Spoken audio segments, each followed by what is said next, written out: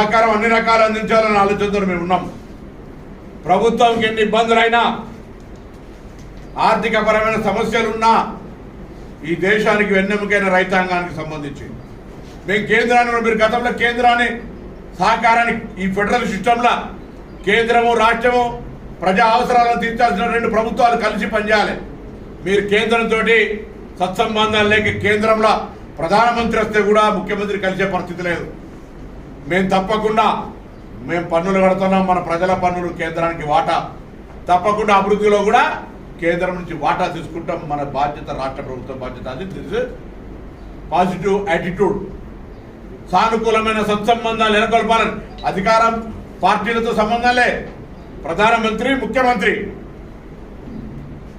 భారత ప్రభుత్వము రాష్ట్ర ప్రభుత్వము వ్యక్తులతో ప్రమేయమే.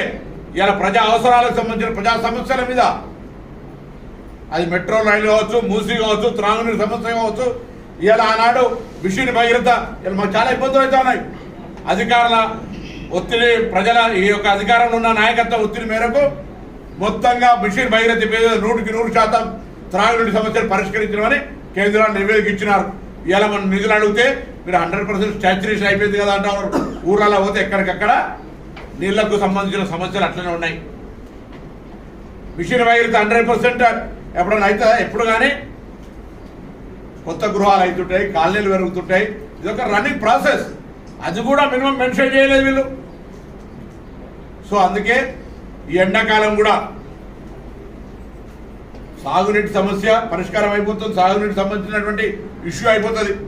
దాని తర్వాత డ్రింకింగ్ వాటర్ కూడా ఎక్కడ ఇబ్బంది లేకుండా అన్ని ప్రాజెక్టులల్లో మినిమం డ్రింకింగ్ వాటర్కి సంబంధించినటువంటి ఏదైతే ఉందో దాన్ని జాగ్రత్తగా కాపాడి మేనేజ్మెంట్ చేసి ప్రభుత్వం రోజు నిరంతరంగా డైలీ ఆర్డబ్ల్యూఎస్ శాఖ, ఇరిగేషన్ శాఖ, రాష్ట్ర ప్రభుత్వం తరఫున అటు మున్సిపల్ అడ్మినిస్ట్రేషన్ కావచ్చు, పంచాయతీరాజ్ వ్యవస్థ అందరూ కూడా కలిసి రోజుగా ప్రభుత్వంలో ఎన్నికల కోడ్ ఉన్నప్పటికీ కూడా చీఫ్ సెక్రటరీ గారి ఆధ్వర్యంలో ఈ కార్యక్రమాన్ని ఎటువంటి ఇబ్బంది రాదు, ఎన్ని పైసలు అయినా మంచిదే అనేటువంటి ఆదేశాలు మా ప్రభుత్వం ఇచ్చింది.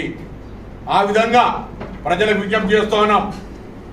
వాస్తవిక పరిస్థితులలో నీటి యొక్క లభ్యత, వర్షం, రెయిన్ఫాల్ పోయిన సంవత్సరం 23లో టీఆర్ఎస్ అధికారంలో ఉన్ననాడే నేను రాజకీయం మాట్లాడాలంటే మీకు వల్ల ప్రభుత్వం దిగిపోతూ పోతూ కరువునిచ్చిపోయారని చెప్పి నేను అనాలి. కానీ ఇది ప్రకృతి, నాకు కనీస జ్ఞానం ఉంది.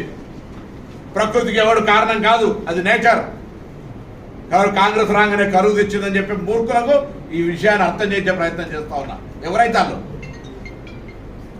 కాబట్టి తప్పకుండా మా యొక్క ప్రభుత్వ శాఖలన్నీ అటు రైతాంగానికి కావచ్చు, ఇటు త్రాగునీటి సమస్య కావచ్చు పరిష్కరించడానికి యుద్ధ ప్రాతిపాదికన పనిచేయడానికి, రెస్పాండ్ కావడానికి సిద్ధంగా ఉన్నాం.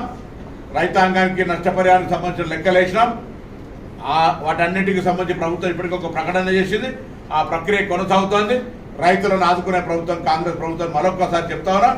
తప్పకుండా మీరు అన్న మాట ప్రకారంగా డబుల్ బెడ్రూమ్ ఇల్లు కట్టిన ఇళ్ళలో మీరు ఓట్లాడుకోండి, ఇందిరమ్మ కట్టిన ఊర్లలో మేము ఓట్లాడుగుతాం, రైతు బంధు ఇచ్చిన వాళ్ళని మేము ఓట్లాడుతాం, ఇయ్యాలన్నారు మీరు ఓట్లాడుకోండి. ఇంత ఛాలెంజ్ చేస్తాం.